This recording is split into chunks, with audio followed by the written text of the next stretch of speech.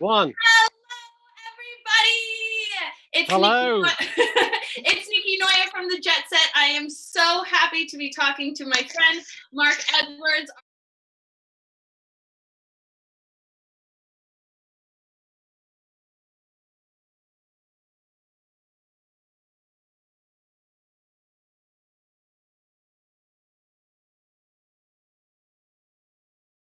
You and Bobby and everybody.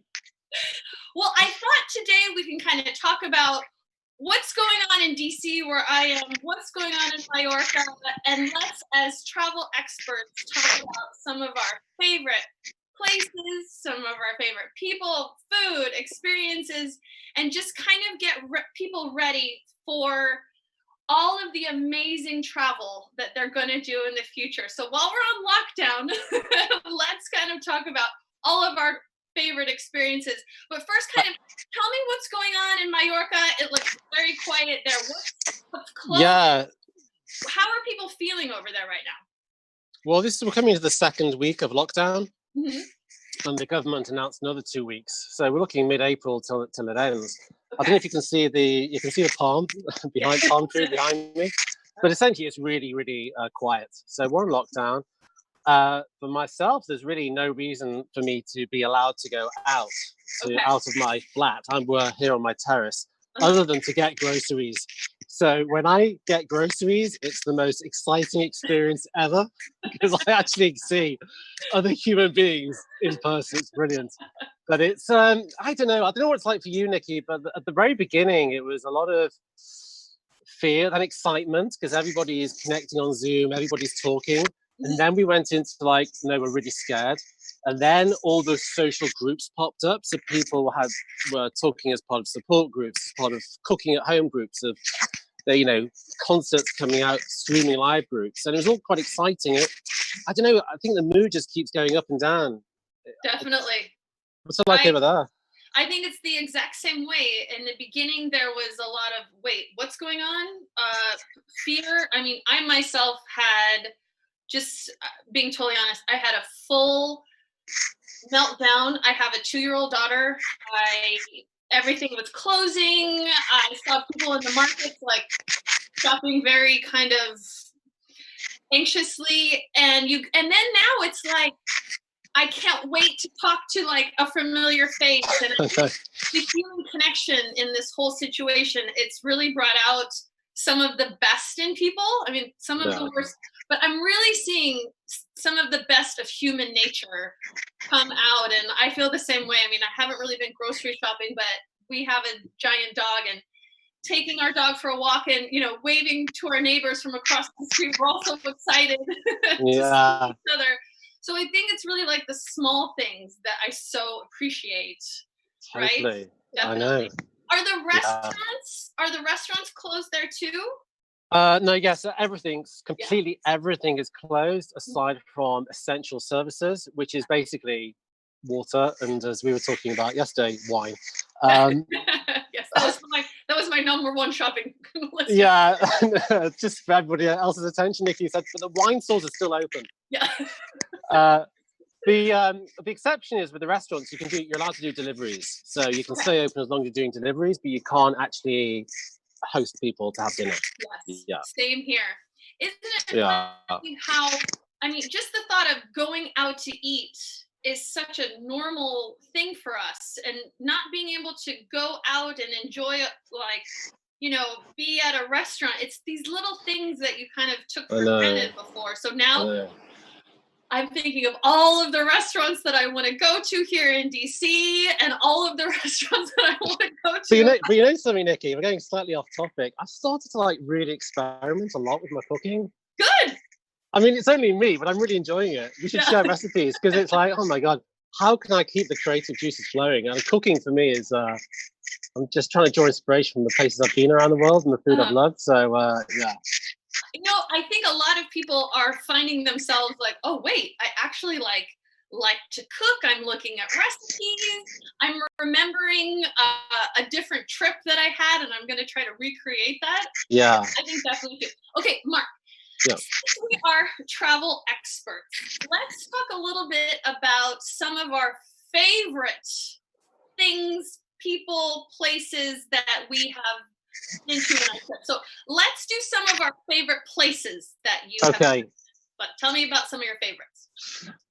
So I've got a theory about this because we're thinking about it, and I think it's warm-hearted places. I think it's like people may be in your face, they may be a little bit shyer, but it's where you can feel the warmth, you can feel the connection. So I love Argentina. I spent a week in Buenos Aires, but it had quite a big effect on me.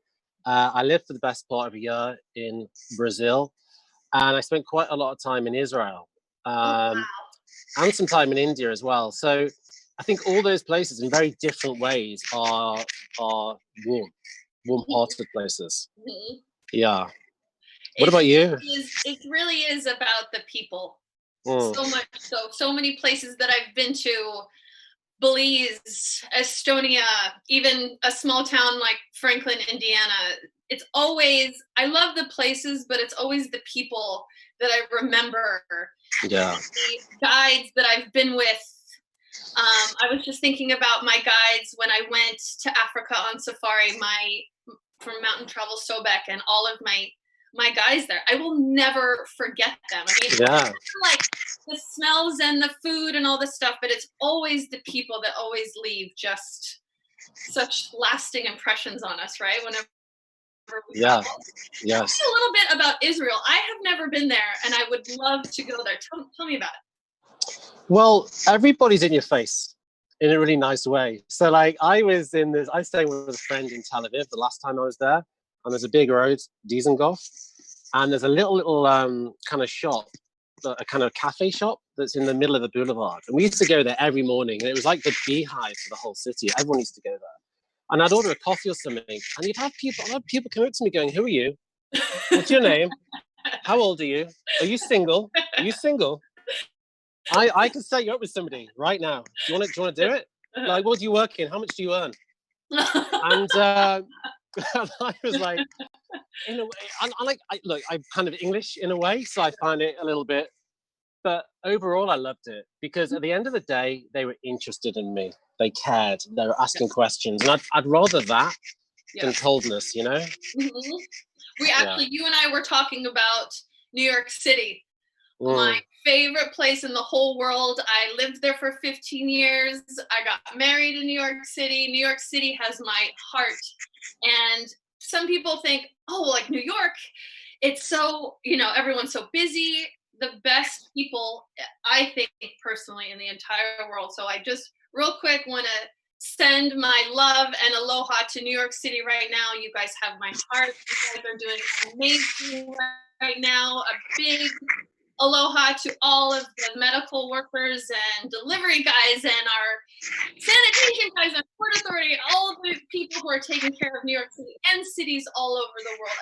You guys are doing amazing. And New York City. Yeah, in that case, if I could give a very special mention to probably the most exotic city in the world, Liverpool, England, where I'm from.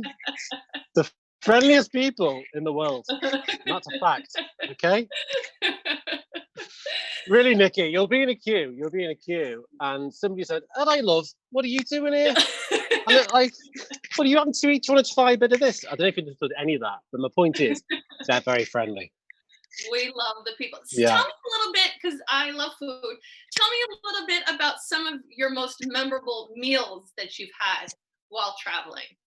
Oh my goodness. I think, my mind goes, well, we were in Israel. So I went to a very little cafe. There was a famous point an ex-prime minister used to go to, especially to have hummus. And I think most of the viewers will have tried hummus, but this hummus, Nikki, it was just the most incredible. It's the dashings of lamb and beef and just the best olive oil and the freshest couscous. I mean, it's not couscous. It was really amazing. I can't begin. And then there was that time when we were in Buenos Aires and we just said I was with my friend James, and we went to locals. Where should we eat? And this is about 10 years ago. We had a whole steak and a beautiful glass of Malbec and like chips for like five equivalent to £5. And it was probably the best steak I've ever had in my life. Then my mind goes to Brazil. to Sao Paulo and the sushi in Sao Paulo. You probably wouldn't expect me to say that, but it's a big sushi scene in Sao Paulo. So there are a few. Oh, Yeah. That sounds delicious. That's like whenever you're in the Mediterranean and you're having a tomato and the tomatoes taste like the sun. They just Well, I've got that here. Oh, I'm so jealous. I can't wait to come back and just have all of the fresh vegetables and fruit and all those things. Yeah. I think one of my I was in Finland. I was doing a Viking cruise around the Baltic Sea, and we went to go feed reindeer about an hour outside Helsinki. And we are in this hut in the woods feeding these reindeer, and they made us a salmon soup that was kind of in a bread bowl. Wow. That was so delicious that everyone, when something's really good and everyone gets really quiet, Yeah. and we're all looking at each other like, this is the best thing we have ever eaten in our entire life. It was so delicious, and we're out in the middle of the forest. I can't even describe to you how delicious this soup was. I think about it all the time. Can I just say something to what you said? Like, because you talked about silence, and I remember when I was at an ashram in Kerala in the south of India, and we were basically told, and this was great advice, that they'd give us this very simple Indian vegetarian staple, and we'd all eat in rows, and they'd say, don't talk. Just don't talk. Just have the food, focus on the food, and find that point of connection. And it was such an amazing lesson. And it's like sometimes when you it's just best to just shut up and enjoy it, It's like, it's so good. Yeah. Sometimes food is so good, it just silences you, right? And just like stop and enjoy sometimes. Yeah. Another memorable meal that I had was outside Angkor Wat in Cambodia. They had a coconut fish soup, again, another fish soup, in a coconut. It might have been 75 cents. Friend James. And we went I dream about this. It was like a tom kha kind of like soup. And I think about this soup. We were in a tent with park benches in the pouring rain outside of Angkor Wat with this 75-cent soup. And it was one of the most delicious things I've ever had with Bat Bat Bat beer from Vietnam, 333. That little simple meal, again, I will never forget that. Being there, the smells, having that. It's just one of the reasons why we love to travel, are moments like that, right? Yeah, and I think just listening to what you've said and what I've said, you and I think a little bit similar, because there's a simplicity element to this. Mm-hmm. Yes. When we find that little local place, we try that, we get that friendly with that guy there who can show us that dish here. Yes. And like great fancy restaurants are great, but also these cheap normal moments of what locals enjoy are some of the best meals I have ever had in my entire life. Sitting on a sidewalk, just in a little place. I like my fancy restaurants too, but sometimes when you're at those like real authentic, grandma is in the kitchen and she is making something delicious. Okay, let's talk about real quick.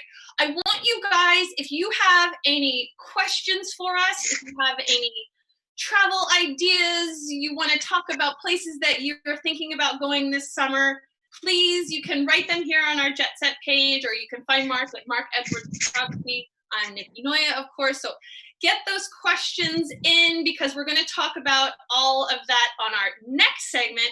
But for now, Mark, where can people find more information about you? Well, you just give me great coaching to sort out the best handle. So let me do that and come back to you. Okay. But anyways, I want to thank all of you guys for joining us today live from DC and from Mallorca. And we are going to get through this together. So until then, start planning what you guys want to do this summer. I know I have lots of stuff coming up, so we'll talk about that next segment. Have a great day, you guys. Bye. Ciao.